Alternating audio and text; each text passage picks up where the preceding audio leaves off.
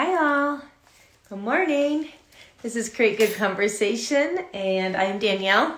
This morning I'm talking with Whitney. She is the thrifty Whitney, _Whitney, and she's coming to teach me about quilts and YouTube, hopefully, the balance of having an in-home business. Let's see. There she is. Let me let her in.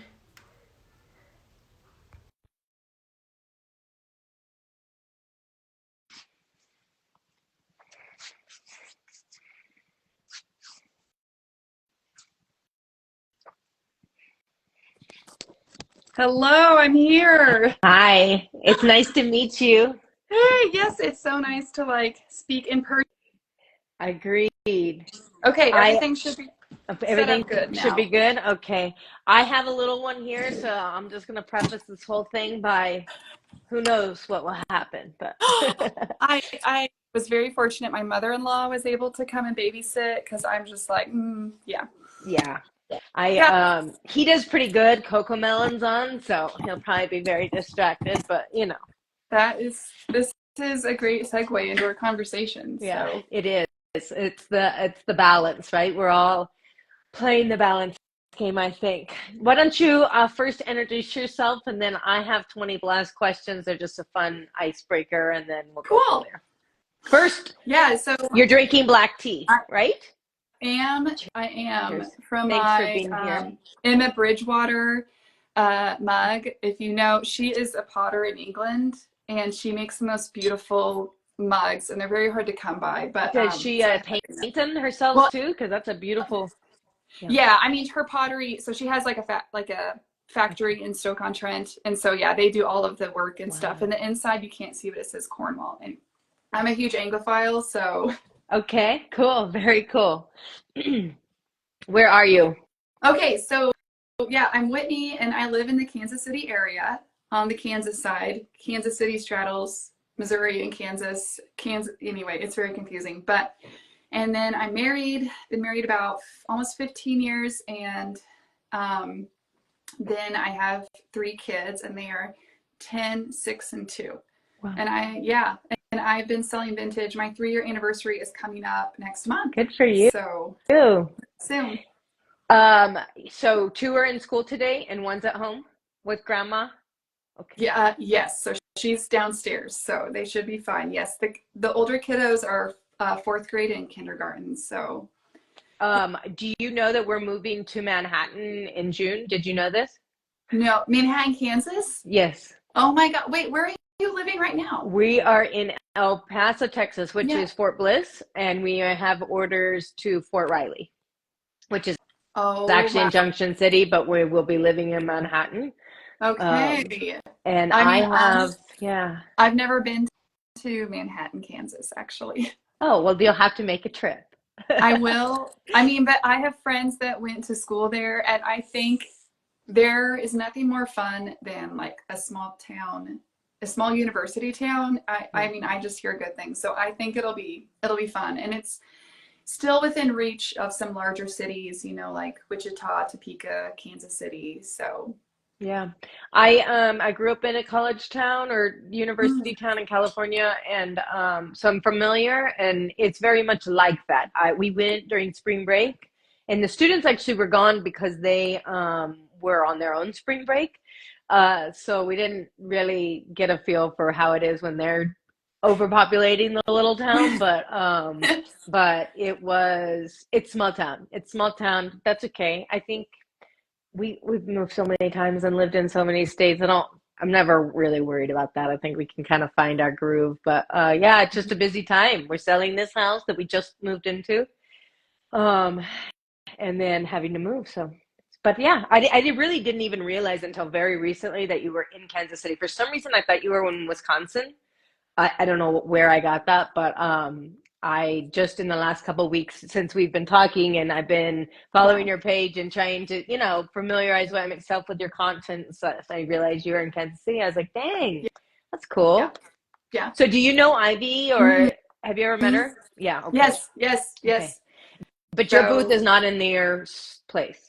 No, No, it's okay. not. I'm on like the opposite side of town. So Independence, Yeah. Missouri is like the northeast corner, and I'm in the southwest corner. Okay. Okay. So, So you're a little bit more rural, kind of? Or do you no, feel I'm like in you're in the this. city? I mean, I'm in a suburb. I'm in the Okay. suburbs, Okay. but Okay. Kansas City is honestly one of like the best kept secrets of the Midwest. Yeah. And obviously, with the Chiefs, we're becoming more well known.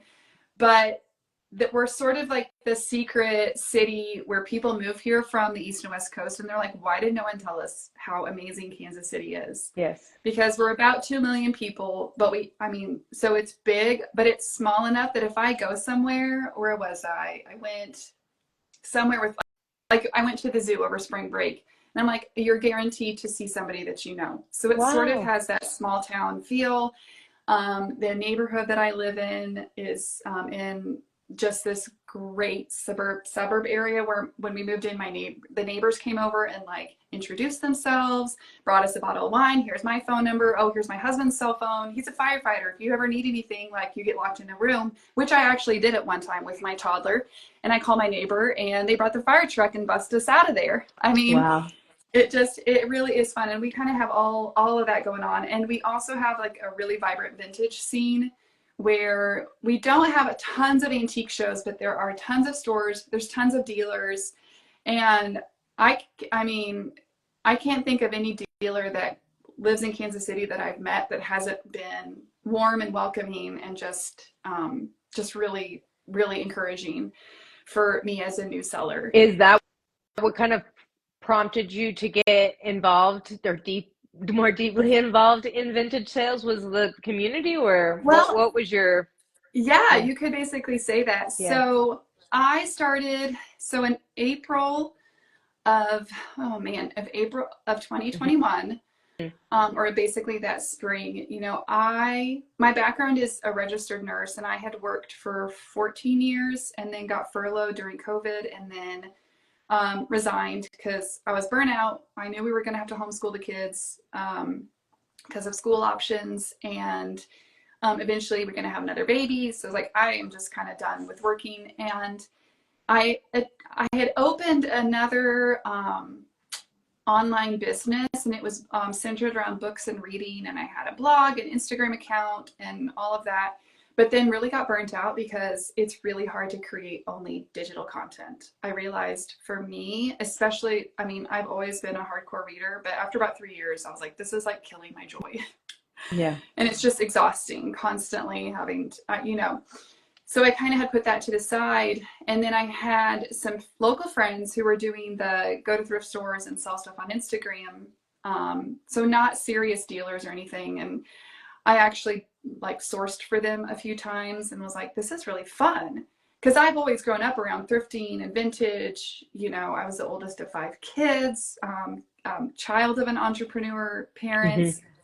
And so for me, secondhand has always just been second nature. Like it's just the default. And then I started doing it. It was like, oh, this is fun, and people are actually buying from me, which that just like shocked me. And then the more I got into it, I definitely started out as more of let's go to the thrift store, buy cute stuff, and sell it. But then quickly, within about I would say within 6 months, I fell in love with quilts, which again came from a family of quilters, grew up with quilts. In the Midwest, we are like we have quilts all over the place. Sure.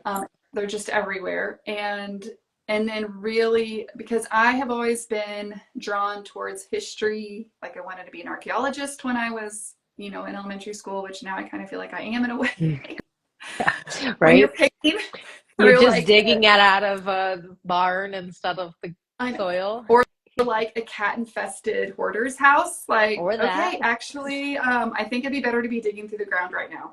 Sure. Uh, so just, I have this theory that people come into the antique world either through like the interior design way or because of the history and the story, because interior design is not my strength. Not the greatest housekeeper. I have stuff in my house that I love, but like there's parts of our house that desperately need updated, and I'm like, I'm too overwhelmed, decision fatigue. Okay, let's just ignore it for another 10 years. Do you think Uh, you're like kind of more like a science brain then than a creative? kind of, it Well, sounds like. I am creative, but I'm very story driven, which again, it Okay. linked with the Okay. books and reading. Sure. Sure. Like the other thing, I I absolutely love original artwork, and I have tons of original artwork in my home. Like we don't have any family pictures hanging up. Right. We don't have any family photos. Right. And I'm like, you know, I'm not going to be embarrassed about that because I see my family every day and I love them. But we actually have artwork that was painted by their great grandmothers. I mean, so I, there, I tend to relate to that. I think our home is very much the same way. The kids' room had their own photos in them, but otherwise, we don't have a bunch of family photos up either. It's all original artwork. yes, Hmm. my kids' artwork, like my son's room, the walls are completely plastered with all of his artwork, which is so cool to see from when he was like 4 or 5 years old up through the years. Like we just hang it up. My daughter, she's 6, and I've just given up because she is extremely artistic. She draws on everything, the curtains, the furniture, the, I I mean, have one of and those too. I try to tell her, you know, it's, you know, please, you know, she's coloring in her sheets.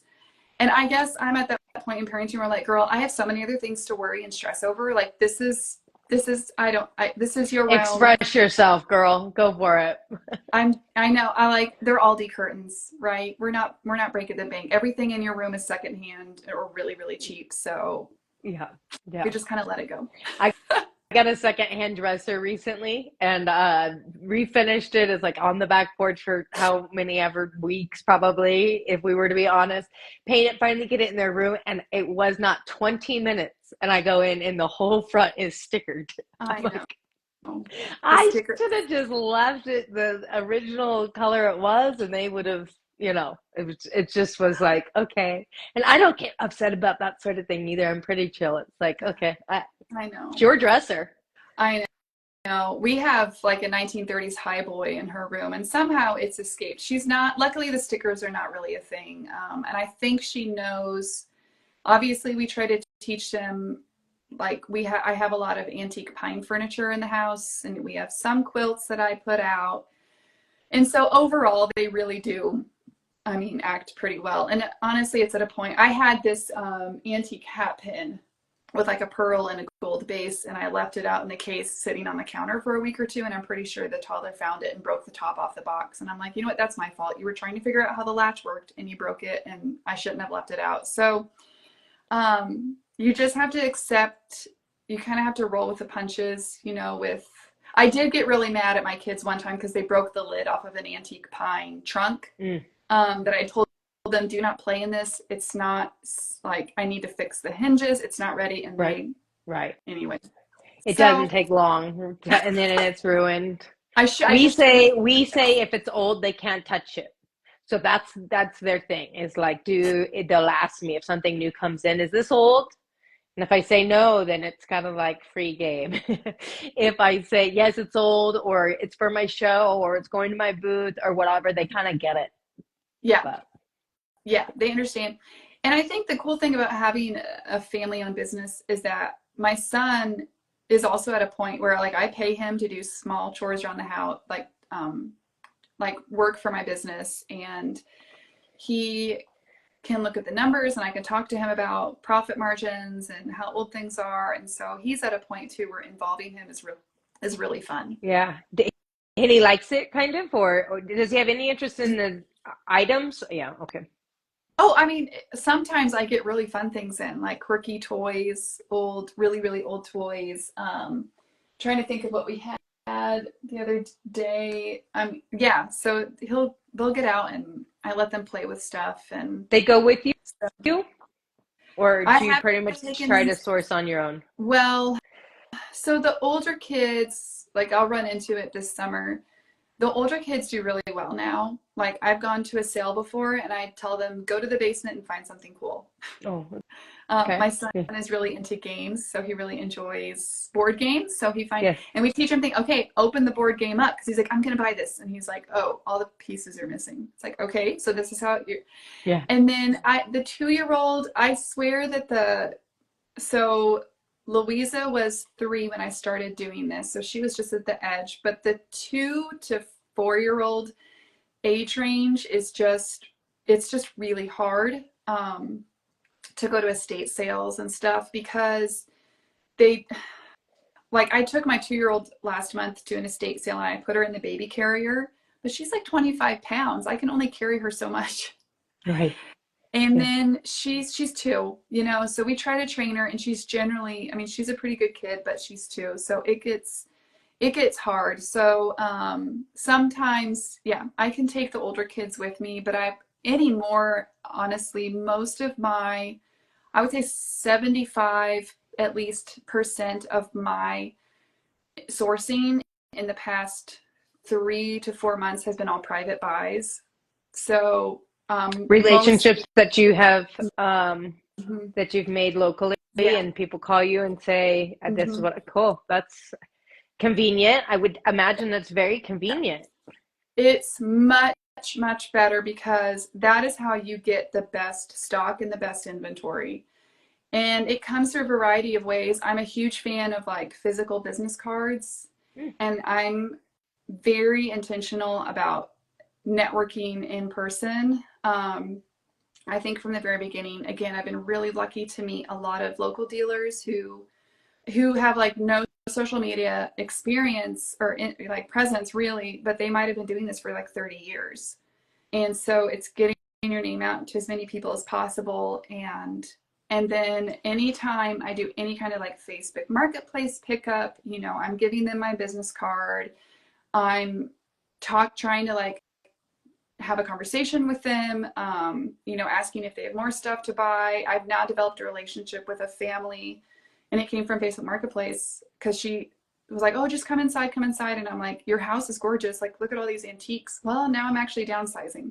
So went back, filled up my van with her stuff, and then she gave me her friend's phone number, her sister's phone number. Now I'm going over to look at some quilts from her mom. Like, so it's really, I think that being able to be a bit extroverted and like be professional but friendly and establishing that rapport with people who are going to sell you stuff is so important, because then those referrals, like this woman is going to keep referring me to all kinds of people, and that is gold because I have no competition.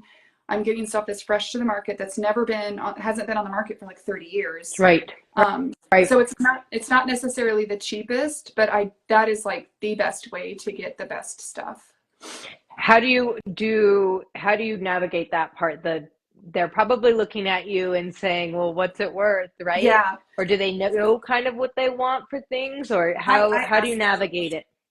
I ask them up front, like, do you know what you want for this? And then they, and if they don't know, because that does happen, they're like, well, I just, I'm very upfront. I'm like, hey, my profit margin is generally 3 to 5 times. This is, and usually I give them like the low end estimate of what I can sell this for. I need to make at least Hmm. as much. Like, I'm just very upfront with them, like this, because sometimes they'll say, well, this is $50. I'm like, okay, that's how much I would sell it for. So I can't buy it at that because there's no profit left for me, for I have to bring the quilt home and wash it and stage it and everything. And I just think if you're really upfront with people, and then some people, like I went and dug through a woman's garage, and there's some people that want to make their money back, and there's other people that just want the stuff gone. Right. And they're like, let's just do a price. I love bulk buys. You put it all in a pile, and we kind of work through like, what's your price for everything? And then we go Right. back and forth and find a place where we're both happy and we're not going to feel like I'm a huge fan of Drew Pritchard, who is a UK dealer, Okay. and he has a book out. He has a TV series that's been running for like 16 years. And that book, I've read it several times. And watching his show taught me how to do private buys. Like, how do you walk into someone's home and be really respectful and not greedy and establish a rapport with them, and how do you negotiate a price? And he's like, there should be a little bit of a pinch on both sides. They should feel like they're selling it to you a little bit cheap, and you should feel like you're paying a little bit too much. And when you find that friction, that's like actually the happy spot where that is the right amount that you're paying. Um, I Drew, would find that very difficult to like separate, the personal and the business when you're standing in someone's personal home, like yeah, to do business. Like it seems like it would be a very just vulnerable place to be. I don't know if I'd be very good at that, to be honest. yeah. It takes a, it does, I mean, yeah, I've been doing that now for, I mean, almost as, I mean, for like a couple of years. So it just Yeah. takes a lot of practice and a lot of Yeah. being able to think on your feet. I'm not really good at doing math in my head. So a lot of times I'll tell them, if I sit and stare off into space, I'm not trying to intimidate you. I'm just really bad at doing math in my head, just so you know. Yeah. Yeah. Yeah. So So back to quilts. How did it come about? so I remember getting my very first quilt at an estate sale, and I had another seller that was local. She doesn't live here anymore, but she was really helpful in kind of telling me how to price it, how to wash things, and I bought them and then just really enjoyed working with them, and then realizing that quilts really tell stories. Like they are part of our history as women, as Americans. And just again, the history got me as I read more and more about patterns, and especially being Kansas, quilts are a huge part of Kansas's history. And Kansas has played, especially the Kansas City area, has played a really significant role in quilts. Some of the best historians that are alive now live 30 minutes from me. Some of the best museum collections, the one in Lawrence has some of the best quilt blocks in the nation. The Kansas City Star was one of the first papers to start printing quilt patterns in their newspaper back in the 1930s, which was a huge thing during the Depression era when women were making these quilts by hand. And again, back in the 1930s, it was a huge colonial revival time. For people got obsessed with anything from, they called the colonial era, but a lot of it was like 1850s, mid 19th century furniture. A lot of people were reproducing 1850s quilts with these quilt kits where you could mail order a kit with all of the fabric and the instructions and then put it together yourself at home. I've And never heard of that. That's yeah, cool. yeah, oh yeah. So a So they was lot. already cut even? Mhm. See, I could maybe Yeah. quilts if that all if I had that Yes. option. Because that seems like the very intimidating, all the perfection that is Yeah. required to have every piece, fit together. I don't know. It's very intimidating to me. I've never tried. Have you tried at all? No, No, I'm not. no, No, no. I don't think I have the math skills.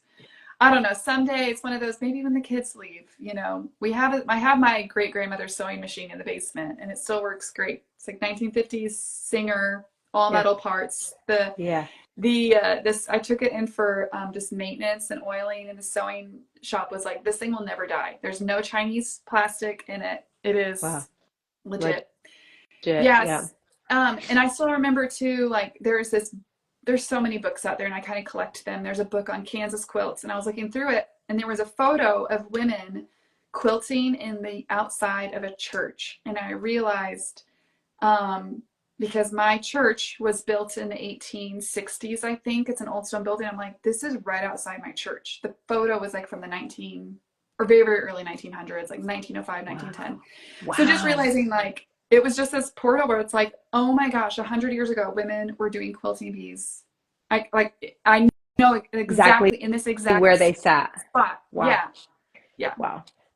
I don't know anything about quilts. I can appreciate them, their beauty. Their when my mom got burned like head to toe when I was 13, and the local, um, which we lived in a very very rural, you know, agricultural area, but in Northern California. But they quilted her this beautiful quilt while Mm, she was in a coma for a long time, and so anyway, and I don't know. It was my first like thing about quilts, that like the importance of that, the time that went into it, the mm, love, the prayer that they sent mm, over that while they were making it. It was my mm. first like real encounter with feeling it. You know what I mean? Like Yeah. picking up the thing and feeling the importance in the intention of that thing. Like, but Yes. past that, I don't know that much about quilts. I just know that they can be very, very moving, even if it doesn't have 100-year-old history, Mm-hmm. or more even. But Mm-hmm. boy, they really are unique. I mean, that's the Yeah. other thing, is that even if it's the same pattern or whatever, there's still a uniqueness about every piece, right? Yeah. Is that true? Exactly. I think that's Yeah. true. Yeah. Yeah. Okay. Yeah. I mean, it's Yeah. very difficult to duplicate identical quilts. And you do see that with some of the, obviously some of the kit quilts, but there will be a variety of skill. Some women took the kit quilt and they would just hand quilt the heck out of it, and it will be very intricate. And the others, they were beginners, so they didn't have much time, and so they just kind of, you know, did what they could. Made it work. But there's this beautiful quote, I'm not going to get it completely right, but it was like this woman in the late 1800s who was writing about, she's like, all my life is sewn into that quilt. All my joys and sorrows, I shake when I think about what that quilt knows about me. Just thinking about all the hours that she spent thinking as she was quilting, thinking, crying, being happy, you know, and having this piece. So I really, for me, quilts and original artwork are very, very parallel. I think that it's not just about the item. And I've had some people say to me, not often, but occasionally, especially when I was talking about factory art and trying to identify vintage artwork that was actually made in a factory in China, which the exact same thing happened with quilts in the 80s and 90s. They started importing factory-made, hand-quilted quilts from China. I have some reels that I'm going to make this week all about that, because it's like the exact same, it's the exact same storyline, making mass-produced. And yes, it is hand-quilted, and it is, but it's not original. And the different, and someone was like, well, it doesn't really matter as long as people love it and as long as it speaks to them. And I was like, but that's the problem with factory quilt artwork, anything. It's not trying to say anything. Right. Those people were just trying to fulfill a quota. They were just trying to get their 20 paintings done for the day. For them, there is it's even less than commercial artwork, because they're not even trying to market. They're just putting something together. Whereas the maker of like this quilt and my grandmother's paintings that I have showing the beauty of the Montana mountains where she lived, like trying to display the glory of God's creation. Like, these are artists that were actually communicating something to the world, even if they're just making a quilt for their kid to say, I love you. Right. So that's exactly right. That's what it's so important to me that we as dealers differentiate between factory made items and original pieces of American folk art, because the value and the difference is so vast for me. I really get a little worked up about it.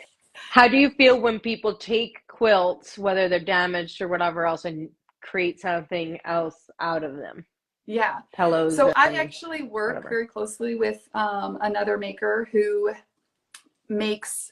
creates coats and dresses and shirts and stuff out of old quilts and quilt tops. And she's very selective and careful and intentional about the quilts that she cuts up. And I know exactly what kind of quilts to send her, because the other thing also with quilts, there are a countless number of quilts in the world, and there are a lot of poorly made quilts. Mm-hmm. And she actually loves to cut up the factory quilts, because this is a great way to take something that has no soul and really to create something beautiful and new out of it and meaningful. Because like the qualities typically on these quilts, the quality's terrible.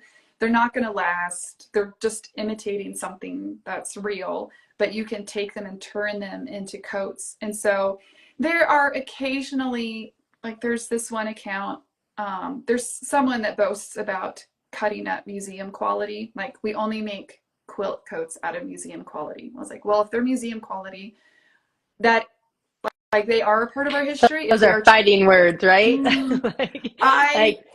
If you're going to cut up the museum quality quilts. Because museum quality is not just saying, oh, this is a really nice quilt. This is actually saying this is historically significant for some reason. For sure. If it's a historically significant quilt, I really do feel strongly that should be preserved. But there's a lot. And the funny thing is too, people have been doing this for like, there's this whole cycle. Like back in the 80s, people were making quilt coats. And then quilts, a lot of times, especially back in the late 1800s and the 1930s, were made from clothing scraps. So people were cutting up clothes to make quilts, and now those quilts are being made back into clothes. So in a way, it's this beautiful, beautiful cycle. Sorry, someone has this beautiful comment. Remember a textile conservator showing me how you can trace the mood a woman was in while she did handwork by carefully examining the tension or flow of the stitches. Oh, I love that. That's Wow. really fun. It's probably true, Oh, right? Like yeah. that's probably they say that about like crocheting and Yeah. knitting and things too, right? Yeah. Like if it gets tight and or looser, yeah. Yeah. Go ahead. Yeah. I don't know where I was Oh, with that. Yeah. you're talking about the people making Yeah. coats and the items were once clothes and now they're Yeah. been Yeah. quilts, So now it's a clothes total, again. so it's a, so yeah, I think it's one of those, just like anything with antiques, you know, we can be intentional and careful and thoughtful about how we carry it out. So, um, yeah, there's a bajillion flower garden quilts and wedding ring quilts, and I love to see those turned into coats because those two are like the most common quilt patterns, and I get really tired of seeing them, but I love seeing them in coats. They really are. They can be beautiful. Like, they kind of go across the back. I have a friend, sorry. You're used to it. It's Oh yeah, it's you're I don't know fine. what he's doing messing with the doorknob. He made it a whole half an hour though, so that's pretty good. So do you keep them, or you pretty much, if you find a quilt that I guess isn't personal to your family, but you find, do you kind of always willing to pass them on, or do you have your own collection? I have a small collection, yeah. So I should have pulled it out for you guys, but some usually I keep the ones that have been significant to my reselling journey. Um, I have one that was from the first big private buy that I did. And this was actually, I mean, this was within the first August minus 4 months of me being a dealer. I bought 70 plus quilts from someone. And so I've kept one of those quilts because it's like, it's almost like this is a super Christian-y term, Ebenezer stone, which is what the Israelites would do, kind of like a cairn. Okay. If you guys have ever, like in Scotland, where they'll build up, you stack stones and it's supposed to memorialize something or like to mark a special moment in your journey. And these quilts are kind of like my Ebenezer stone, where it's like, the first time that Very I cool. found very specific, a lot of quilts from dealers. Someone gifted me a quilt that she picked up at a garage sale, and it's like, it's just very beautiful. The first estate sale that I took my daughter to when she was 4 weeks old, and I'm like, well, you're up at 5 a.m, so we might as well just go wait in line, and took her to and got this amazing farmhouse primitive. So my style does tend to be mid to late 1800s quilts with like very rustic and primitive. So, and there's just so there's very specific reasons. My collection is probably under 10 quilts. Wow. So Under 10, and you had 70 out in one haul. That's amazing. 70 quilts. yeah, Wow. it was a lot to process. And then how could you briefly tell us, without getting into too much detail, because I'm sure that it can be very specific, but how do you price them? Does it have anything to do with size? Yeah. I How do think you it display your tends to be like, oh, it's big, so I'm gonna, yeah. and I Someone don't asked know it how necessarily. I don't display them all at once because children, but I have a blanket ladder in the living room, and I have a wall hanging that I can do. This is a rack that I actually use in my antique store or show this last weekend. I'm like, oh, this is perfect for an Instagram live backdrop because my office is so ugly. Yeah, so the pricing, that is something that just comes with experience. It comes from watching the market, following other quilt dealers, seeing what prices are paid for that. It depends on the age of the quilt, the condition, the rarity of the pattern, and the quality of the piecing and the stitching. Also provenance, as far as if you have the name and history of the person who made it, increases the value quite a bit. So it is like, it is complicated, and it's something that sometimes your gut intuition just has to go with. And it also comes, I mean, I've handled thousands of quilts now at this point, probably, whether it's even ones that have that I personally owned and sold or seen in other collections. Sure. So it's just something that comes through experience and having, I think it's really hard for people who don't deal with quilts a lot. If their audience, let's put it this way, quilt collectors usually want a very specific thing, and they are going to pay well for the right quality and thing that they see. But someone who just wants a quilt as something to throw over a couch or to add some farmhouse charm, which is all great. I love that quilts can bring that. You're going to pay less for that. So it just depends on your audience and kind of how much they value quilts, I think is a good way of putting it. Because I had someone at the show last week, and those are all my low-end quilts. And she was a candle seller that was next to me, and she's like, "I can't believe the quilts sell for so much." And I'm like, "You have no idea. you have no idea." That would be me, the candle seller next door, like, holy cow. No, Yeah. I know that they go for a lot, and again, I really can appreciate the history and the story that they tell, but Mm-hmm. I just, if you don't know, you don't know. And it seems like such a deep Mm-hmm. world, like you Oh, say, like can be so that I would be down, I'd be drowned with information probably. But it even the is. quilt that you tried to help me with, it was like, okay, I think I'm just gonna pick a number. I know people ask me questions all the time, and I'm like, switching to voice message because I'm about to fire hose you. Or they message me and they're like, "This is so pretty." I'm like, "That's a factory quilt, $50," which is fine. Like, you just don't know. But once you know, and again, I'm going to work on a reel for this because there's some really interesting controversies that have happened over quilt. But once you see it, you can't not see it. Like once you know a factory quilt, before you even touch it, you're like, "Yeah, that was made in China." Pass. So So, even if they're made in China, though, they're still 50. I mean, yeah, they could be $50. I mean, it's a blanket. I It's just mean, at yeah, that point. I guess in that way you're Yeah, right. Like you can't hardly it, get that at Kohl's for no, $50, a comforter or something. yeah, vintage blanket. So, Can you hear him? oh, not really.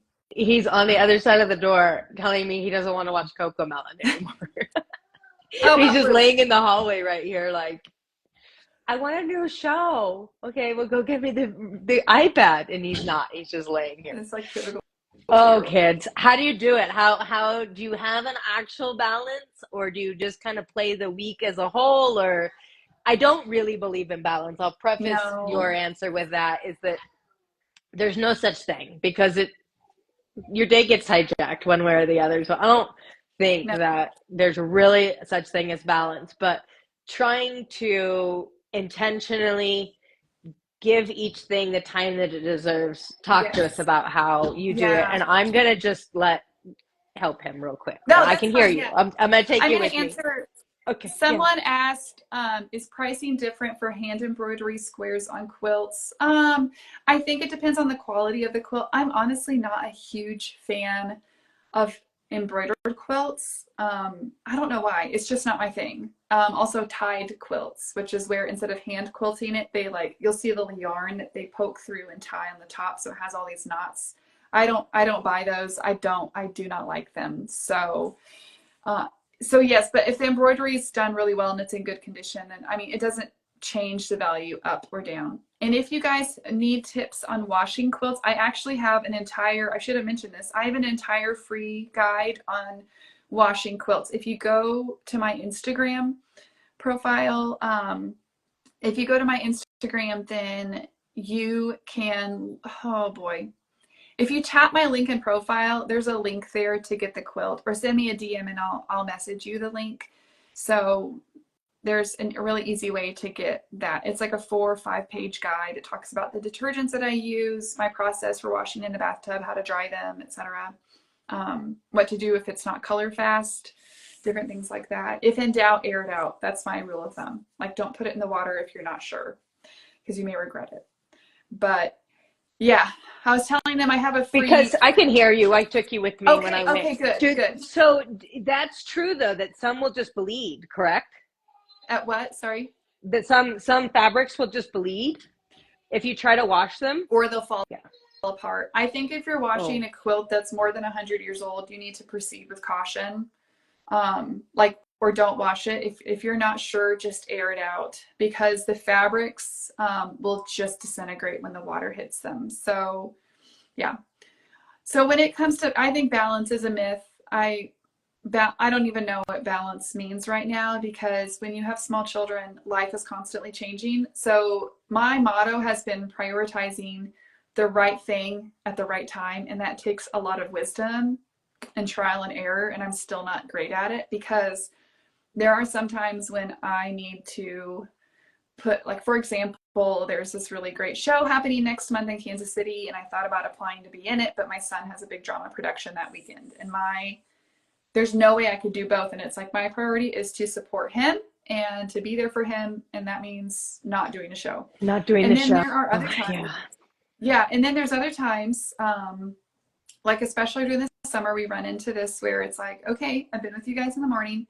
You need to entertain yourselves, and I have to work. Like, it's okay for us, for our children to see us working and being like, hey, like, this is paying for your school. Like, Declan was like, if I count your money from the show, can I get 10%? And I'm like, no, because that 10% is going to pay for your education. I'm already paying Right. you something, basically. My kids are 10, 6, and 2. Yeah. So I have 2 in school and 1. She goes to preschool 2 mornings a week, like Mother's Day out, which she loves. I mean, my kids love going places and being out. And so, obviously having something on Instagram, social media is a struggle. Like, it's very tempting to scroll when the kids are stressing me out. I totally admit I really struggle with that. One of the ways I've tried to cut down is I don't have any notifications on for Instagram or Facebook, which I know that, I mean, I just don't.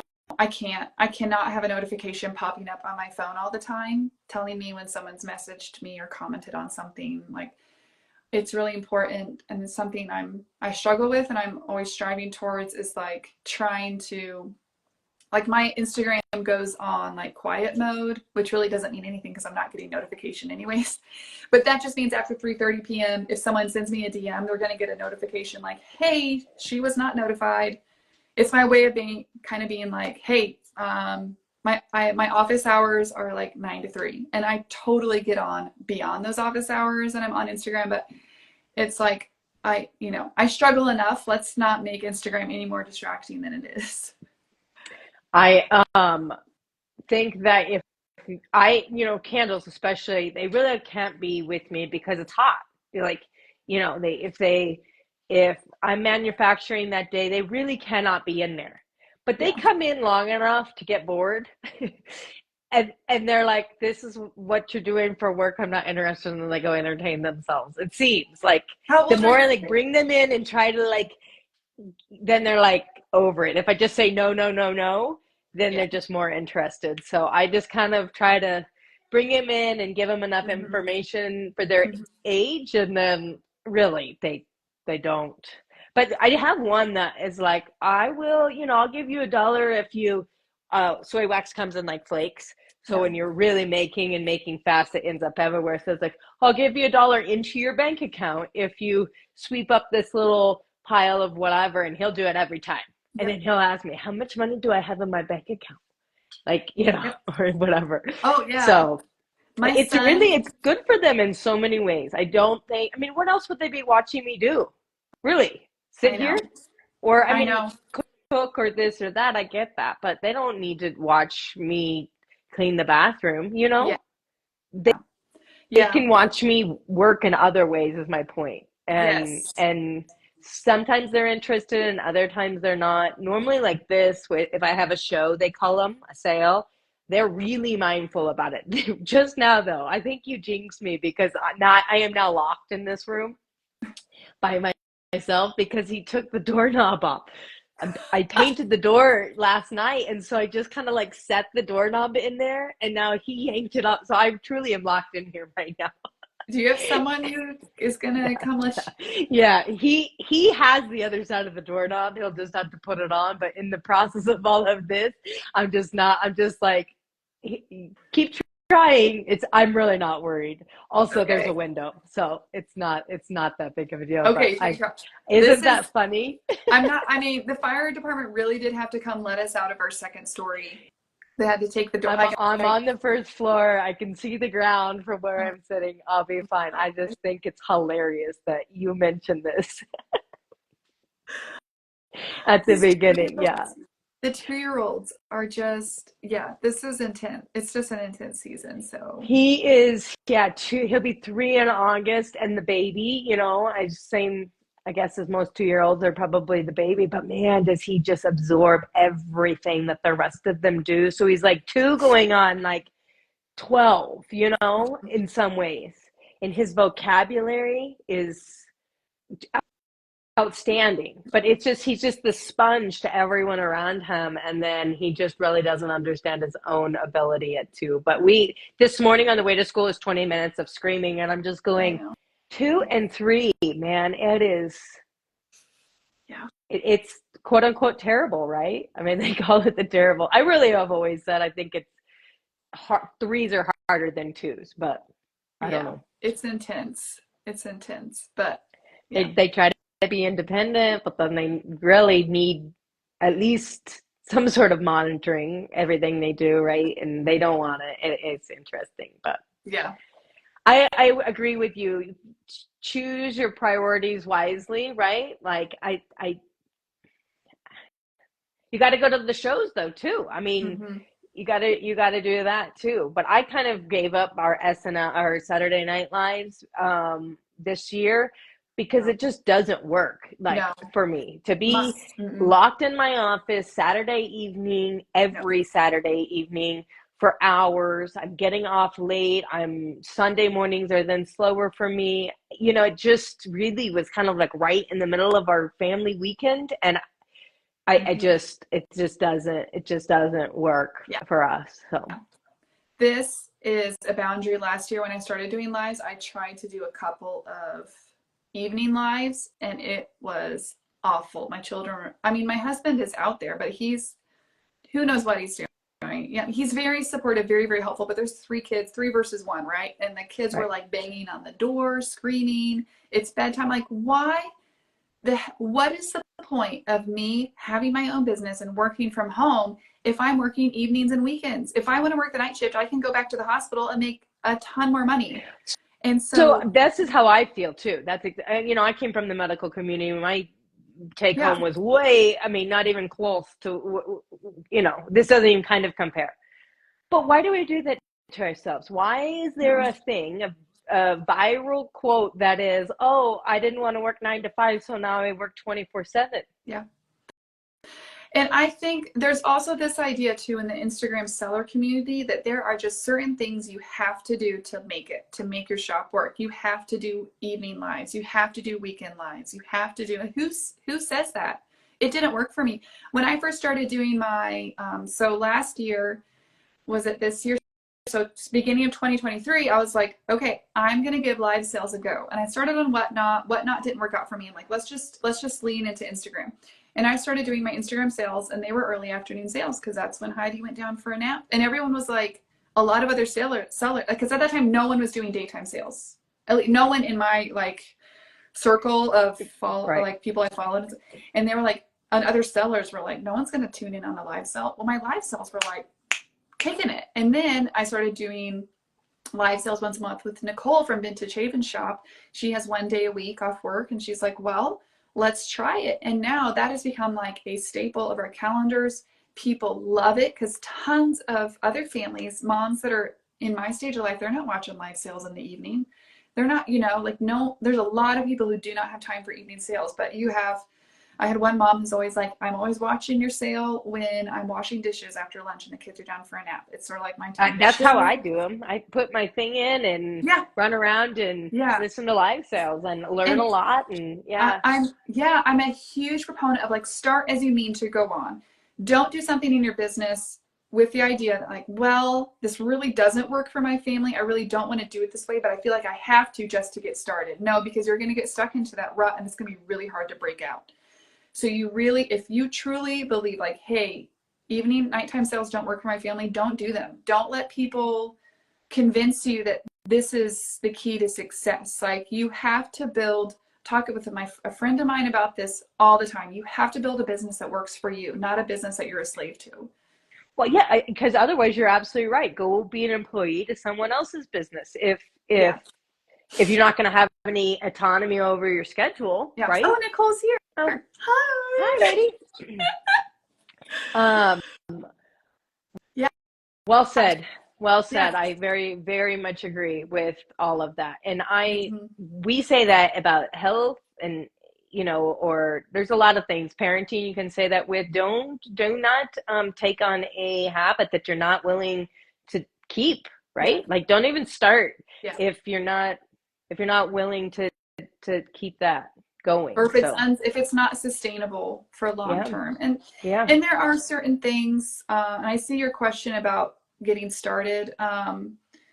There are sometimes there are seasons where life is super busy. Like I don't want to be in October, November online retail busyness all the time, but there are seasons where it's busier, and then there's these peaks and waves. Someone asked, how do you get started? So I actually have a free starter kit. Again, if you go to my Instagram profile, it's actually pinned at the very top. I have a free guide with a bunch of resources. And then you need to listen to my shop talk with Nicole, Vintage Haven Shop. Again, it's in my story highlights on my profile. So Nicole and I also host a monthly shop talk, and we really started this because we wanted to share knowledge and resources with new sellers or sellers who were feeling stuck, because when we first started there was like no resources or at all. It was very difficult. We had to kind of figure things out as we went, and we didn't want to gatekeep knowledge that we felt all sellers should have. We really want there to be, for people to feel empowered and successful.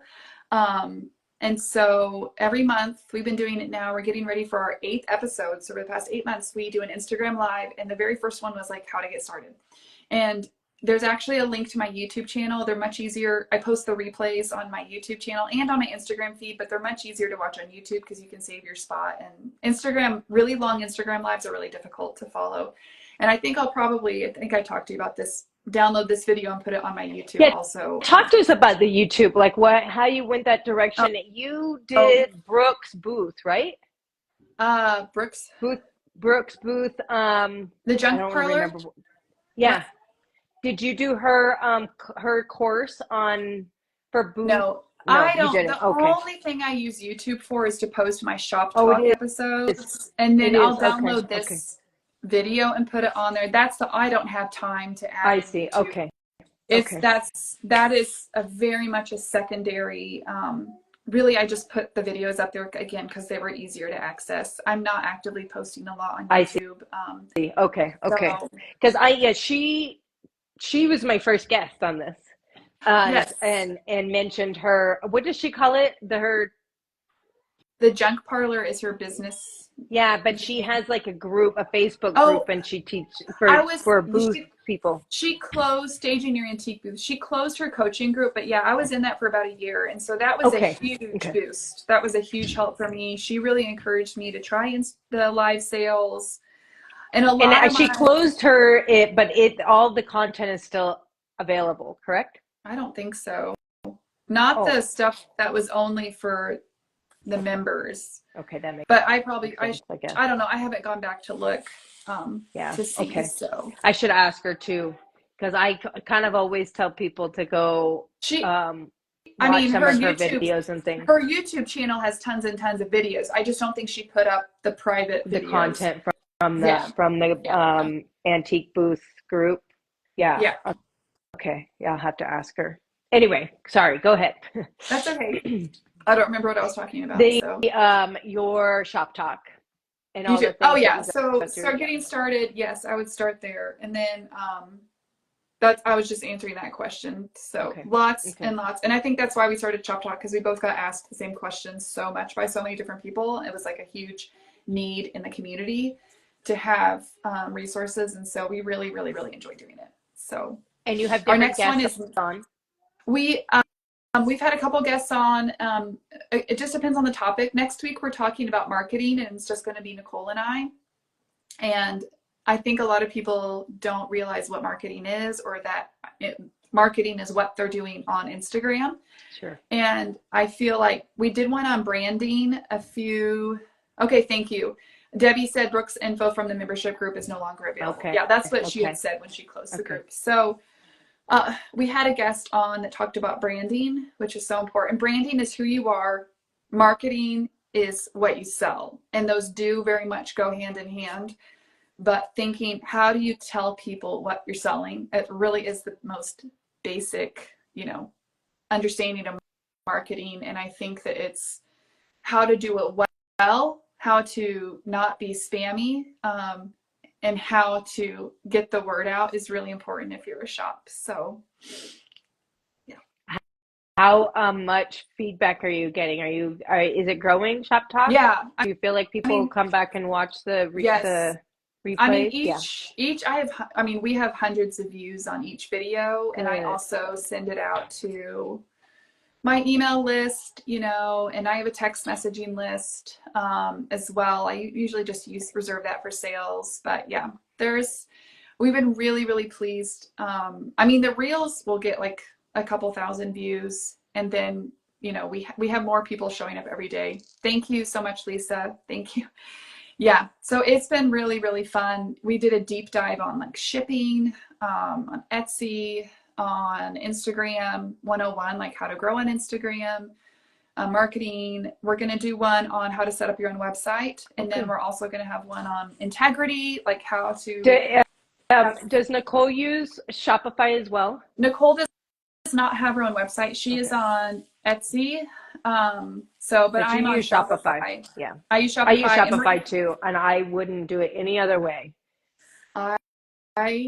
Because we're going to have a guest on who also uses Shopify for her website, but I'm obsessed with it. I don't think, because everything runs through Shopify, my show sales, booth sales, live sales, Etsy sales, everything. It is like this centralized hub, because I have a pretty complex business that I have built because I'm selling everywhere.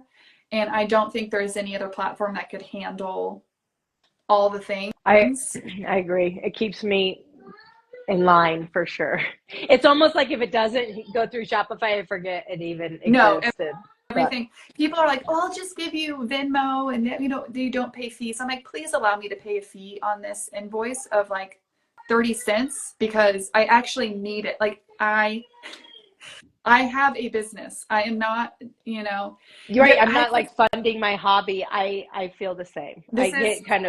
Yeah, which there's nothing wrong, but I was talking to someone about this as well, and I think it was Elijah's Antiques, and he's like, just talking about the different ways that people approach this. There are hobbyists, like you're selling basically to fund, buying other things, whether it is stuff for your family personally or other antiques that you want to buy. Hey, I can buy a lot of 3 quilts. I sell 2 and it pays for the one I want to keep. That is awesome. That is great. But the mindset that you're going to have in approaching how you do business and how you build it and the time that you put into it and how you build a framework to manage your business is going to be completely different than someone like us. I really grew into this, and I really think to be successful at this business, you have to love antiques, but you also have to love business, because not everyone loves selling. Not everyone loves the work, loves the networking, loves the putting yourself out there, loves the numbers. You really if you don't love, if you hate the business part of it, then I think there are other ways that you can like fuel your love of antiques. If I didn't have my own business, I would love to work for an auction house, actually. Like, I think I would learn more in a year of working at an auction house than I would in 10 years of doing this on my own. Like, that's my... You would probably be a great asset to them too. It sounds like you're very when's your birthday? When's my birthday? February. Yeah. Okay. So are you Capricorn? No, Aquarius. I don't Oh, even know you're a what that means. curious. So, I'm an okay. Oh, I guess that makes Enneagram sense. Yeah, already. 8. Yeah. I'm an Enneagram 8/7, if that means Oh, there you anything to go. you. Okay. There you go. I was trying to like come up with a reference how we can figure out how your brain works. But yes, that works. I understand what that means. Yeah, Yeah. I'm a lot. Yeah. I'm just a lot, okay? Yeah. So you do lists and like check boxes or you have lists in your head? I use I just this year I started using the Golden Coil planner, which was expensive. It's like a planner. I'm a pen and paper type of person, but you can customize it. And it's absolutely gorgeous. I mean, I can even show you. So, so this is like my daily schedule. So you can choose the layouts for your week.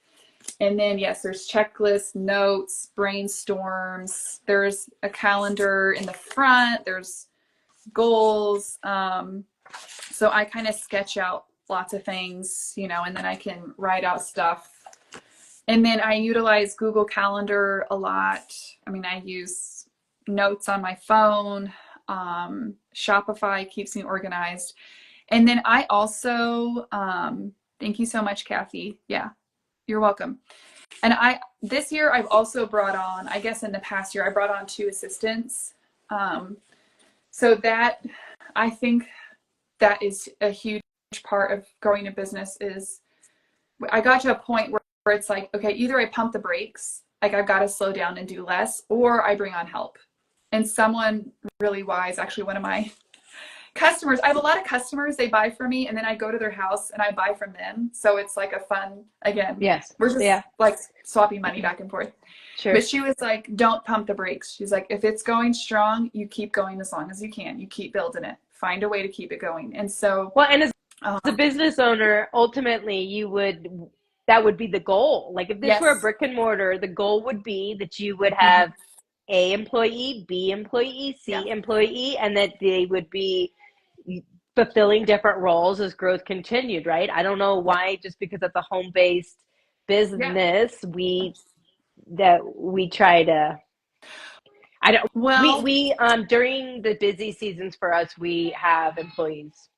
yeah. I And think, I have tried to have them help me with the vintage side and do boxes and things. That doesn't always go that well. So now I really have tried to keep it separate. But yeah. I mean, I think there's a lot of things going on there. I think one, as sometimes we're afraid to take the risk of hiring someone on because then I can't quite afford it. That means I'm paying myself less. What if they don't do a good job? What if they don't care as much about my business as I do? What if they mess something up, but then, you know, it comes back on me? There's a lot, there is risk in bringing on other people, which is why you have to be really careful about who you bring on. Um, and then there's also this, I I think literally that just sent a package back open under the door. I just can't. Here we are doing our live Instagram, and I'm. I feel bad if you need to like climb out the window. I mean, but if Y'all you're cool, I'm want to totally would be watch me doing the do same. it? Like you're fine. Y'all want me to watch me climb out, and I'll come running around? Yes. No, just kidding. No. Oh my Um, gosh. I Yeah. what you just said is you should say it again, but then I can add on to it. I think who you bring on has Mm-hmm. more to do with whether or not you can afford them than anything else. And so Yes. for us, I just start kind of manifesting who I need and wait for Mm-hmm. them to kind of magically appear because they do kind of. You kind of end up Yeah. right? Instead of just being in the position where you have to hire someone because now you're so far behind, Yeah.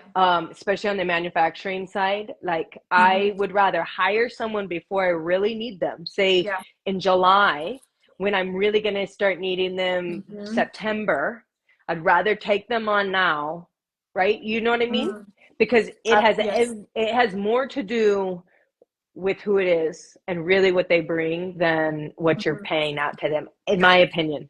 It really is. And I feel that it's been helpful to have, so my sister um, has done a lot of work with cross posting for me, and she cross posts to Etsy. And she works very minimal hours. But the one thing I realized also early on, it's like there are some things that are important to do, and I do not need to be the one doing it. What is important for me as a business owner, as the visionary, as the CEO, you know, what do I need to do? Finding inventory is very important because you make your money in the buy. Drew Pritchard says that every time. It doesn't matter what you sell it for. If you pay too much for it, you will never make your profit. So finding the right inventory at the right price is absolutely crucial to the success of your business. And other people, and I've had other people source for me, and I have never had anyone who sources for me who nails it every time. I don't even nail it every time. And a lot of times, I mean, and I've gotten stuff from friends who are like, oh my gosh, you'll love this. And then I get it in person and I'm like, I just, and it's not because of their fault, but it's my dollar. And so I'm way more picky at how I spend my dollar. I do have one picker who's local, and I meet up with him once a week, once every few weeks, and he gets me, and he is a dealer's dealer. Like, there are dealers out there that never sell to the general public. They go out, they find stuff, they sell it to dealers. They don't want to sell to the general public. They only want to deal with other sellers. And so he knows exactly my niche, and he pushes me to sell stuff that I normally might not be quite gutsy enough to spend money on. But it works because he's like, he sees the talent in me. He sees the eye. He's like, I know you have this in you. I know what this will sell for. This is what I'm going to sell it to you for. And yet sourcing. And now you have to maintain your profit margin. Don't take less, like that kind of pushing. Yeah. He's pushing. He's like, that's how much you can sell it for. And sometimes I will add $10, $20 to that, and it sells. And so, and I don't take everything that he says at face value, because there have been some times where I've noticed things. I'm like, this is a textured print. This is not an original painting. There's some, but so there's things that we learn from each other. But so sourcing it's very important that is done right. And as the face of the business, when I'm dealing with people that I'm buying from, and when I'm selling to people, it's very important for me to be out there, the visible face of the business. But the other thing, I hired on a local friend, and she went to some estate sales with me. She went to a show with me when I was buying. And then we just started talking, and somehow came out like she has the capacity to help me with some of the back end business stuff. She came and worked my show one day. She is going to help me flip my booth at the end of the week. And she has like the right time and capacity. And she is like a killer writer. So she's going to start helping me make listings. So like, I take the pictures, I send you the info, you write the listings up, I approve the drafts, done, let's go, and move on to the next thing. So I think it's also important, like, I can see those qualities in her, and I'm like, hey, I think you're going to be really good at this. I think you're an asset to the business, and this is something that you really enjoy and you find satisfying. So where can we find that happy friction where we can work together and we're both winning in this, Personal question, but do you actually give yourself a salary? Yes, I do. That Good. has been really Can you important talk to us for me. about that a little bit? Yeah. Yep. So there's a lot of formulas out there, but for businesses that are making less, what is the numbers? There's this book called Profit First that I read, and really it's meant for like massive businesses. But for businesses that are making less, now I can't remember what the numbers are, but basically the business my size should be pulling at least 50% of gross revenue should be owner's pay. And then you break it down. You need to be setting aside a certain amount of percentage of profit, set aside your taxes, set aside money to buy inventory. And sometimes that changes. I bought a ton of inventory the past 3 months to get ready for this show. And so now I sold a lot, but now I'm going to start selling a lot of that. But I think if you don't pay yourself first, it's scheduled like every 2 weeks. I do payroll for my 2 virtual assistants. They're just independent contractors right now, but that may have to change. Yeah. I need to look into that. it's like scheduled where I'm pulling out a set amount, because now I've been in business for so long that I know generally like this is how much I can afford to pay myself, Forecasting. Yeah. and this is how much I need. This is how Right. much money my family needs for all of the time that I'm putting into this. And it's a And then if you really, really, like, if you have a week or a couple weeks where you don't do as well because of, say, a family obligation or something else that, you're kind of having to defer your time balance, do you still pay yourself the same amount, or are you percentage based? no, it's a set It's a amount. It would have set amount. Okay. to, I mean, I did the same. my revenue would have to fall by like 50% for me to not be able to afford to pay myself and Yeah. my VAs. So because I'm also a really big believer in multi-stream revenue. So I have my website, I have, the Instagram live sales, I have Etsy. Etsy is still about 20 to 30% of my revenue. I do really well on Etsy. I cross post the same things that are on my website. I drop them to my website. If they don't sell a week later, my VA cross posts them. Generally, they're high end items. So I sell a lot of $100, $200 items on Etsy and above. And that's really important for me. I have to have the high ticket items Mm-hmm. to keep my revenue up. And then I have my antique booth, which is, the antique booth is not a huge money maker, but again, it's bumping up my revenue by probably about 15%, and it's there. If I want to go out, like in June, we're going on vacation. Great. I stock my booth up. I let it there. And I know that I'm going to have some money coming in that way, even if I don't do some live sales. I always say that you're not going to make any revenue off a storage unit, right? So Exactly. put it in your Exactly. booth. It's sitting Mm-hmm. there. As long as it's paying for itself double, I think it's worth your time. Yep. That's always my thing. So whatever your booth rent is, as long as you're making double that every single month, um, it's cheaper than a storage unit, and you're not going to make any money out of your storage unit. It's not that Mm-hmm. simple, but Mm-hmm. that's when I went into booth, that was my thing. Like, how I Yes. agree with you though on continuing to pay yourself. I pay myself a set salary, a Mm-hmm. set amount. I and I have done that for years, and I've never not been able to do it. You know, Sometimes it gets scary, but really, since I set that intention and decided that's what it was going to be, it's worked.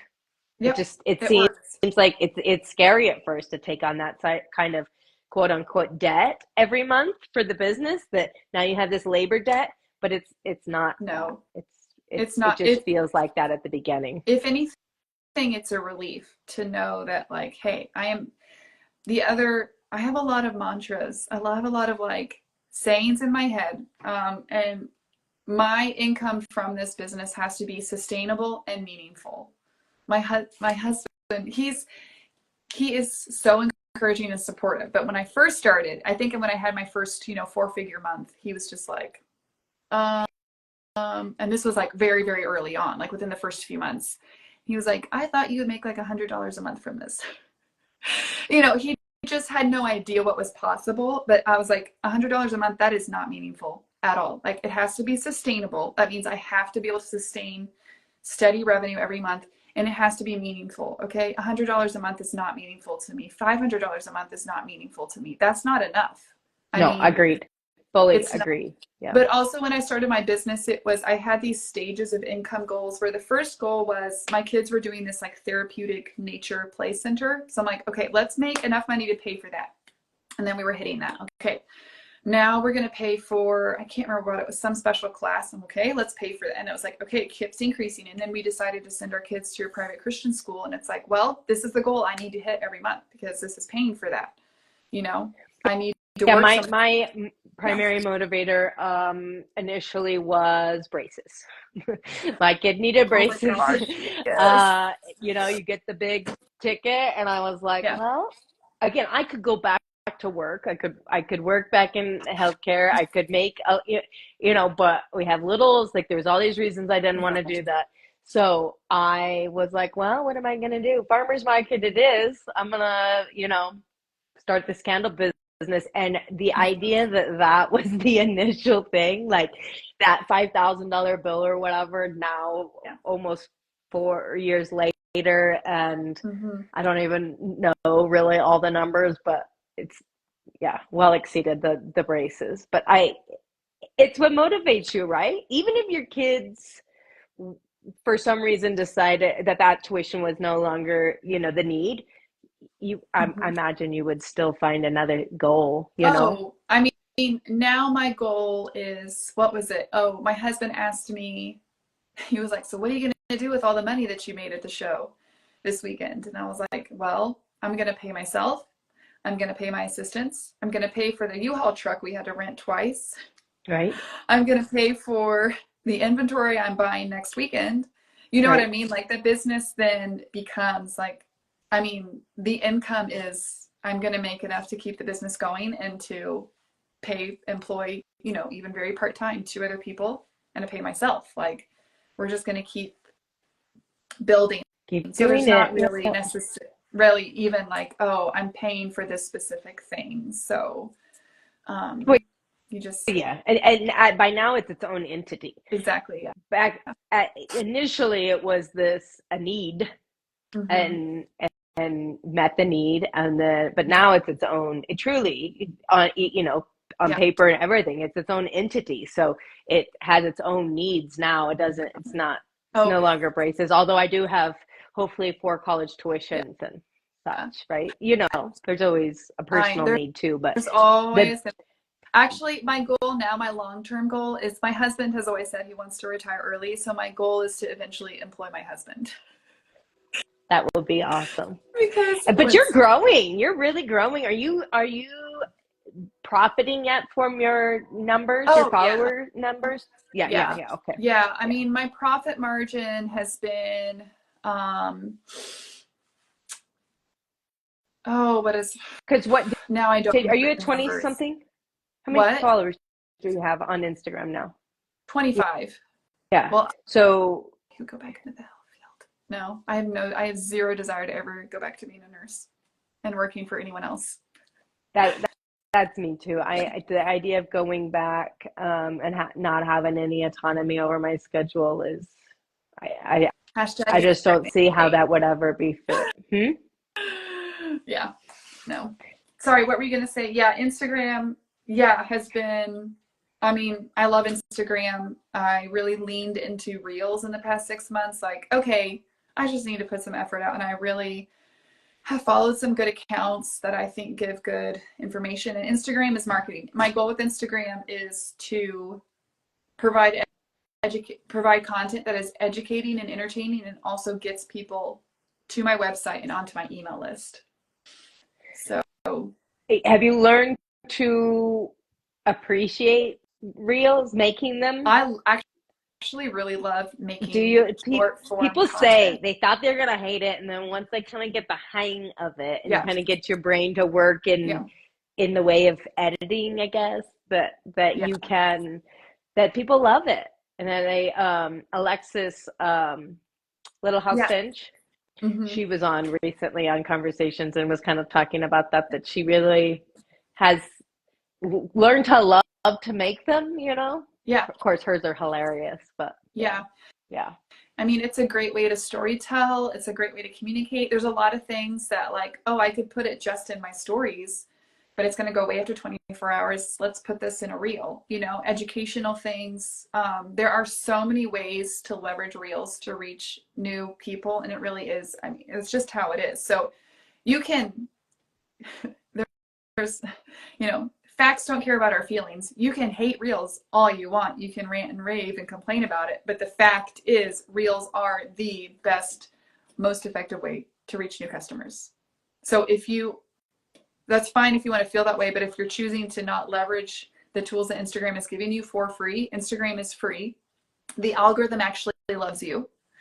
But you have to feed the algorithm enough information about what you are about for the algorithm to put you out. This is like something like the algorithm wants to help you, but most people don't know there's like this disconnect between the algorithm and the content that they create is so vague or so inconsistent or so over there, like all over the place. The algorithm doesn't know what to do with it.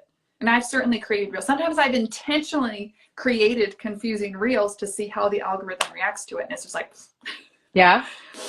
just that experimentation with what Wow. kind of content. So I appreciate that perspective because you're right. It is a tool, and if you learn how to use the tool, and it's a free tool, which there's very few of those anymore. mhm. Um, yeah, no, you're not wrong. You aren't wrong. I'm just blunt.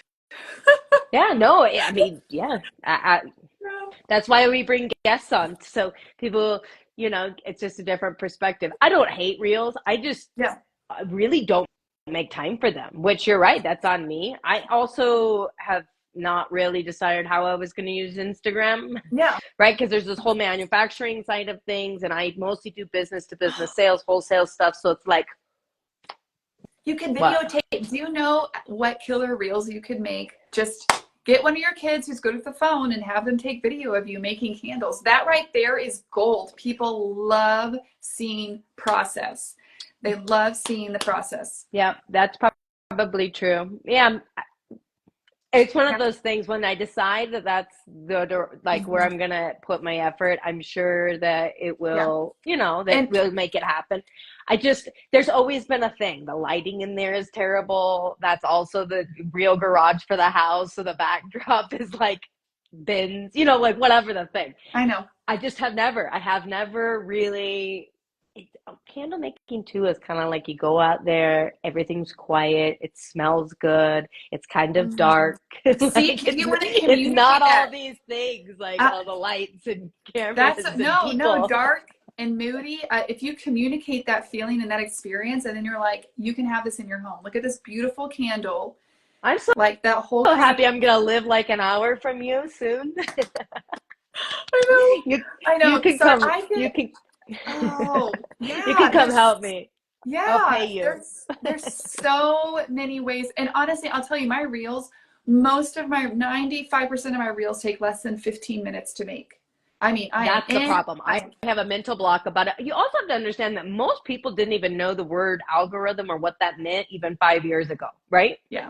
Like it is in some ways a whole new language. Well, why don't people learn Spanish? All of us, like we could, right? Yeah.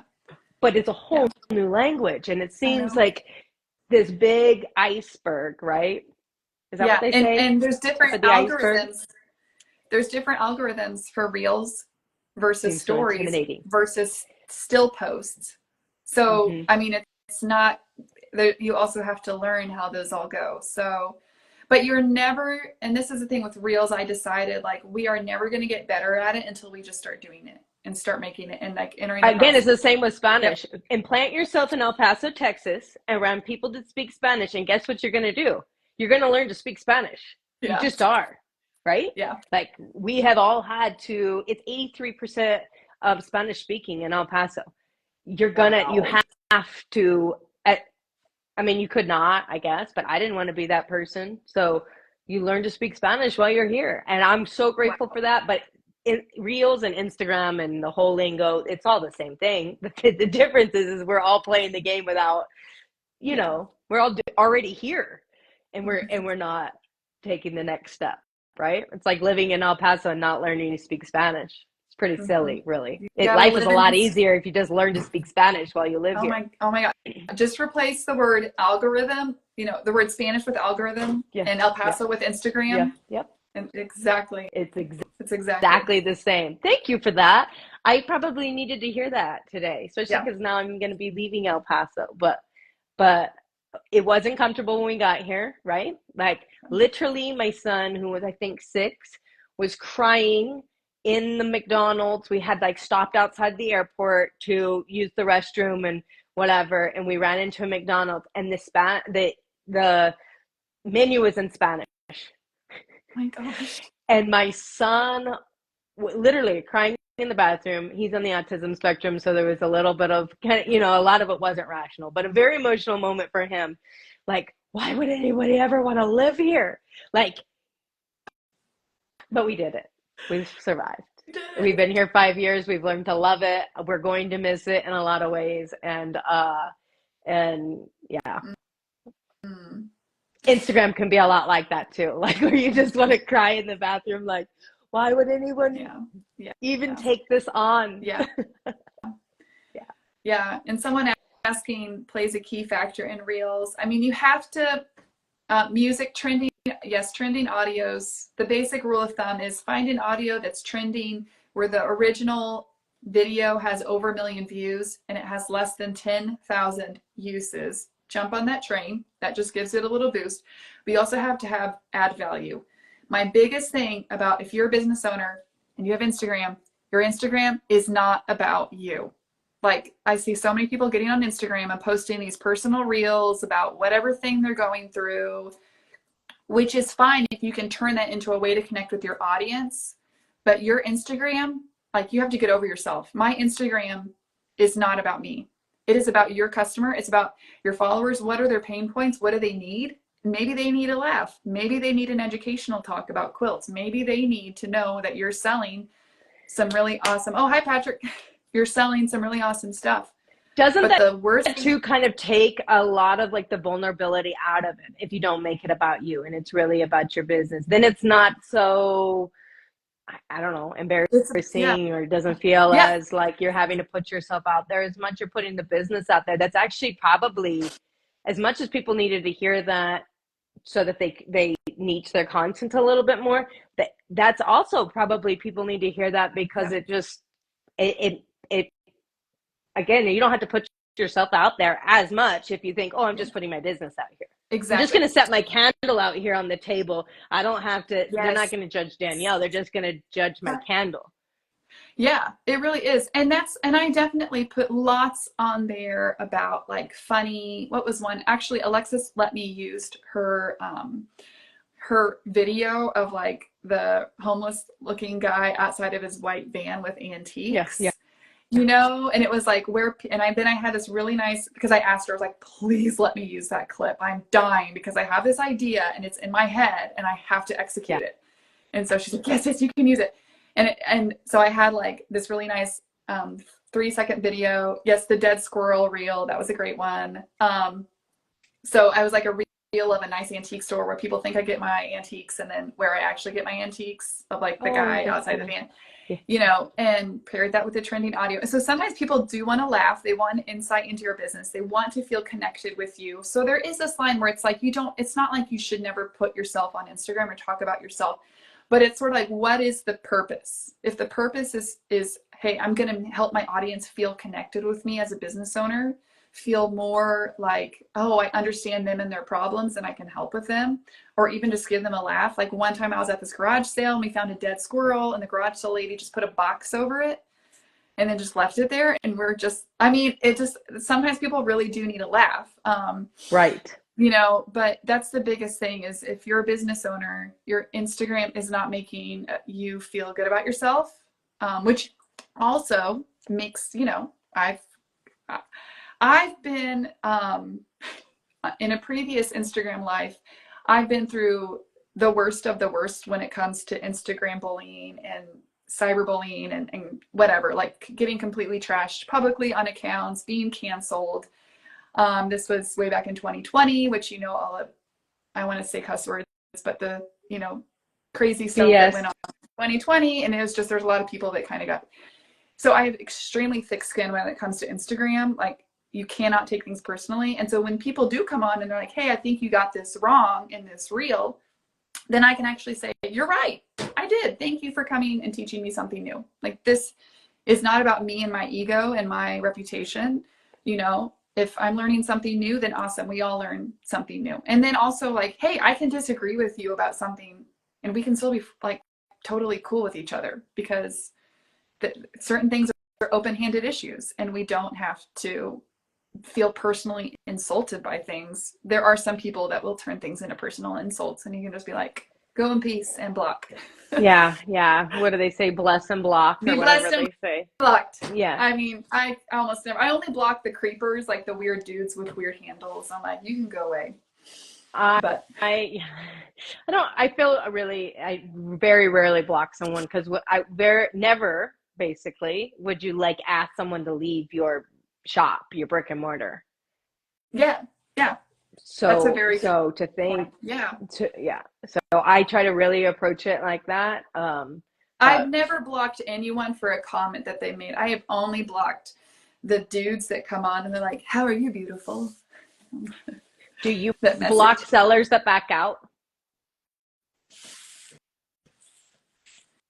That happens so infrequently. Um, I have not personally had to do that. And a big I reason have is I had to do it that's, one time, just one time. But it I was mean, blatant, it's, and it was like you're just not you're not respecting the fact that this is a contract, it's a legal binding contract when um, commit. So yeah. I don't. At that point, I just wasn't going to play the game anymore, right? No, Like, if it but I've only had to was do it once. I a, think some people run into it a lot, though. well, this is why I opened my website. I don't have time.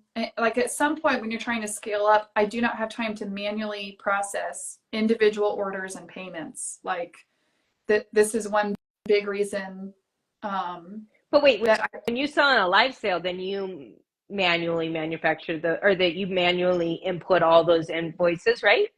Yeah. yeah, but I'm Yeah. only doing live sales about once a month now Sure. Okay. with Okay. Nicole because part of it is just the amount of time and energy that they take. I love them. I'm thinking about having one tomorrow just for kicks because I Just for fun. didn't have one with Nicole in March because of our schedule and stuff.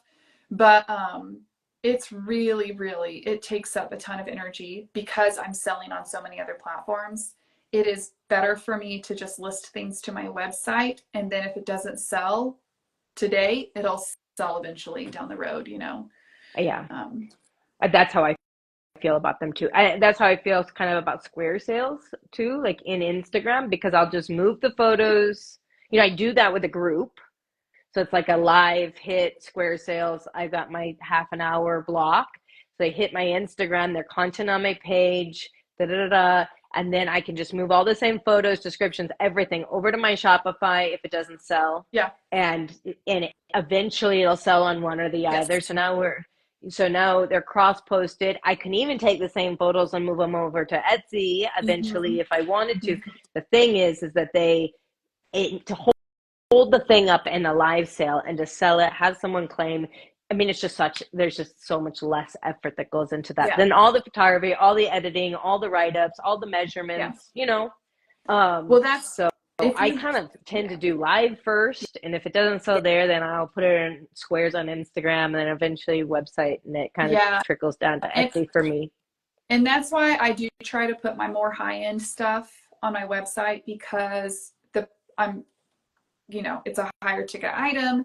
And I do feel that those need to be, I feel better about people buying those off my website because they have time to look at the descriptions and everything and the photos and make sure it's what they want. I just think that there's an element of risk in live sales. And I don't really like the reliance on adrenaline that sometimes drives some people to claim things on Instagram live sales. It's the If nature of the quick it's the claim, right? nature of the Like, quick claim, I mean, I'm fine with that, but yeah, that's a whole nother issue of I don't that I'm just very aware of that's what's going on, and I just want to make sure that my buyers are having a good experience and they're getting good items. Okay, someone asked, how about when they don't want to pay tax and fee, they didn't want to buy off the website and just wanted Venmo? It's on the website. You have to buy through the website. yeah, I agree. You don't get to This is do the that when rules you of go play. into Target. If you want the yeah, if you want the item, and you need to look at your state sales tax rules in Kansas. Only Kansas residents pay sales tax. It depends That on your state, but I'm not charging everyone sales tax that's the because same in yeah, Texas as I well. think it's the way it is for most. Sorry, If no. you are if you're on the soil in Texas, Mm-hmm. so you don't necessarily have to be a Texas resident, but like if I'm shipping it in Texas, you get paid sales tax, and Yeah, or if you buy it in Texas, if you come to my booth in Texas, yeah. if you The point of are at a show sale. in Texas, yeah, Yeah, the point of sale. So yeah. that's how how that works. I mean, we set the rules of engagement, so, and it's actually, we don't. Actually, the government does. That's what I was going to say. I don't make those rules actually. I just am here to Yeah. follow them so that, And because again, it's my livelihood. and here's also the thing, which I don't, I mean, I'm just going to say it because I just say things. If you are a true business, if you are a true business and you're running this as a business, um, but you're a seller that insists on being paid, like there's some people that make, and I can't think of anyone specifically, so if you know, there's some people that insist on being paid friends and family. Just be careful about how that looks to your customers. I have Yep. business Venmo, I have PayPal Venmo. Me too. Sorry, PayPal business account. Like, I want my customers to know that they're covered under those under those policies. And their protections too. People don't realize that I've just the heard protections that are offered to the buyer through those things too, that you don't have if you pay friends and family. You're not protected at all as the buyer. So you do take Venmo? You run it through your business? The website now, Shopify accepts the Venmo as a payment. Oh, It's an option no, when you I don't know. I'd never set that up. I guess I got to go look. When did that happen? I pulled it up, checkout, Venmo's there. And also, like at my shows, Venmo just like last week started accepting tap to pay. So I ran all my credit card payments through Venmo because I wanted one central payment processor. There were a few people that needed chips, so I had to pop on my Shopify POS. Sorry, I'm speaking probably foreign languages for some of you. Or into some of them, yeah. For my chippy hardware, but I ran all my tap payments in Venmo because so many people who come to shows and pay they just want to do Venmo, and you can set your sales tax amount there if you have a business account, so then it calculates for you, and then you just run it. That's fantastic. I didn't know that they were accepting Venmo. I might have to look into it. I do PayPal Express through Shopify, but I haven't set up my Venmo through them, but I would. I'm not against Venmo. I just am against doing it under the table, like, you know. But even then, I will create the invoice, and if somebody has to pay Venmo, they will get the invoice in their email, go pay on Venmo, and then I come back and say, Mark is paid through it still is the invoice in Shopify. Otherwise, like I said, I lose track of all that stuff. If I didn't have it actually accounted for in Shopify, it would never hit the queue to get tagged and shipped. Well, I don't do Venmo for online sales. I think it's an option to check out, but I invoice. Someone said you have to post to Shopify. No, you just send an invoice under draft orders. You can go to draft orders, you create a draft order. I just set up a custom item. And the beautiful thing is that all the shipping is calculated for me as long as my item weights are correct. So I don't waste all this time double invoicing. Right. I don't like where you pay for the item and then you pay for the shipping. No, I mean, generally, unless it's a really, really crazy shaped item, I can do the math. I just look at it, I weigh it, I put in a number. Shopify does all the shipping calculation for me. So that is a big reason. Once I figured out that Shopify could do that for me for Instagram Lives, that was a game changer because I'm like, I'm not doing this whole go to pirate ship, put your address in, let's go back and forth 5 times for me to get, no, I just put the item on the scale, weigh it, send the invoice out. It doesn't go down. You don't have to enter box sizes in Shopify. Okay, sorry, I'm like giving I'm so happy you're here to tell everybody all this stuff because I answer these questions all the time. So I'm so glad you're here to do it. Okay, listen, Shopify is dimensional weight. Okay, Shopify is dimensional weight. That means in layperson language that they don't care what the box dimensions are. They only care about the weight is. But the problem is if the dimensions, if you put it into this special formula, if that is a bigger number than what the physical weight is, you have to go with the bigger number. This is actually really, really good because it makes charging for shipping a bajillion times easier. Okay, so let's say I do a quilt drop. Do I have to weigh each individual quilt? Thank you. I love this quilt too. This is coming in April, maybe. It's a Maybe. really good one. Maybe. In Okay, the so but meantime, it's fantastic Instagram live backdrop. yeah, I know. I'm so excited to have this. Okay, so on Shopify, if I don't have to weigh 10 different quilts. How am I going to do that? Put each in a box and put it on the scale? No, I use the same box. Actually, I have two box sizes for quilts, depending if they're like lightweight quilts or heavier weight quilts. I can look at a quilt and be like, okay, I know that's going to go in a 15 by 15 by 6-inch box. The dimensional weight of that box is 9 pounds. If I were to put that box on the scale, it's probably going to weigh 4 pounds, 8 ounces, but it doesn't matter. The dimensional weight, once you put it through the formula, which is length times weight times height divided by 166, I have it all written up. The dimensional weight is 9. That's what Shopify uses to calculate. You don't put in the dimensions of the box. This is actually really, really good because that means when you're listing things, I will weigh the item and I know, because I've shipped, hundreds, thousands of items at this point, and you're just like, I know exactly that'll go in an 11 by 10 by 10 inch box. It weighs 5 pounds. That's the number you put in Shopify. So usually as long as the number is as long as it fits in a box that is 1 cubic foot or smaller, so 12 by 12 by 12 inches or smaller, you go with the weight of the item once it's all packed up. And again, once you've shipped a bajillion items, you're going to know that's going to take half a pound of packing. That needs double boxed, so let's add a pound to the weight, whatever. It's 3 pounds. So that is a game changer when it comes to Shopify, because I can put in my dimensional weights without ever even touching the item, besides weighing it, and then that works.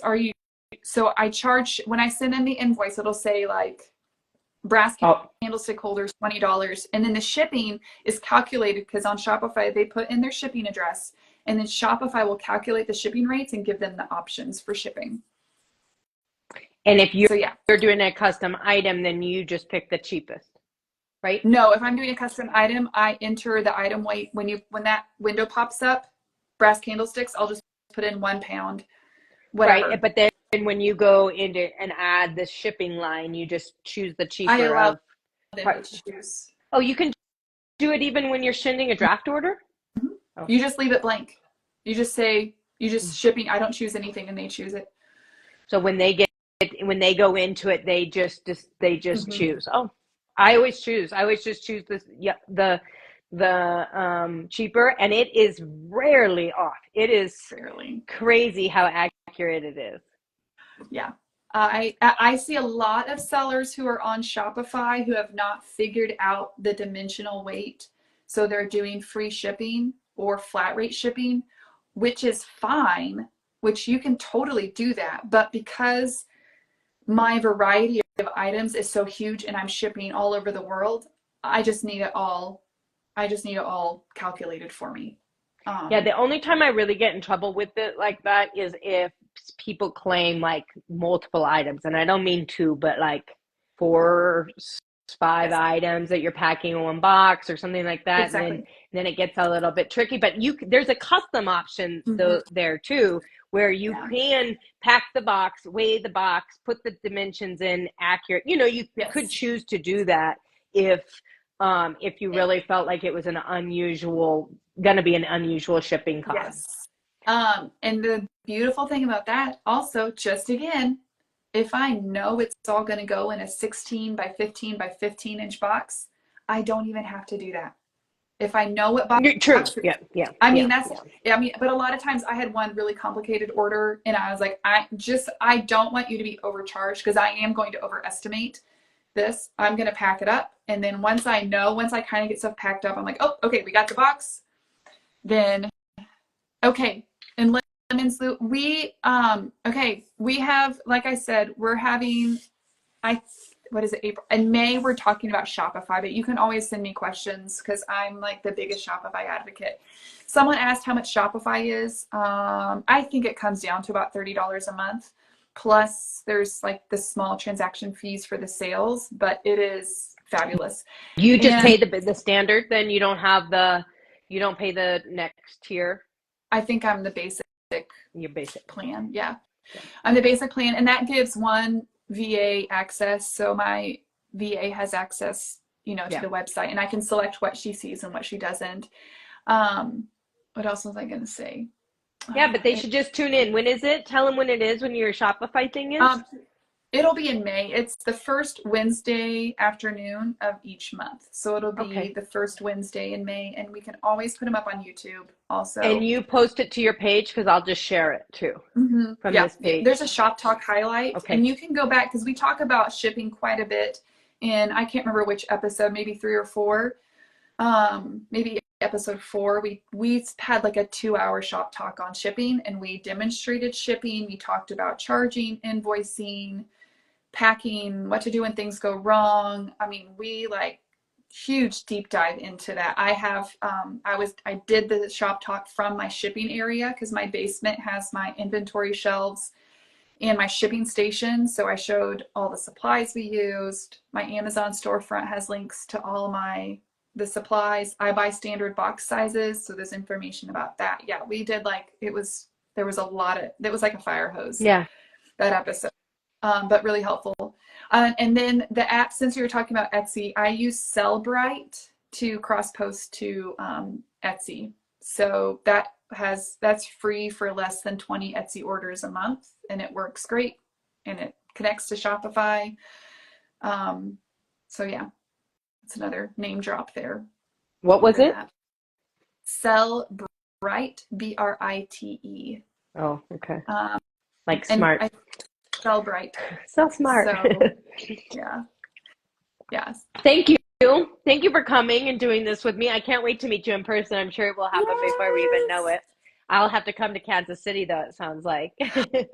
You won't be coming to Manhattan. But I don't know. okay. I could. Or we meet halfway. I don't know what's halfway. I don't either. I know nothing I about any of that area, but I'm willing to check it out, to drive, right? That's half the fun of moving, is just figuring, learning all the new things. So, yeah. Thanks, girl.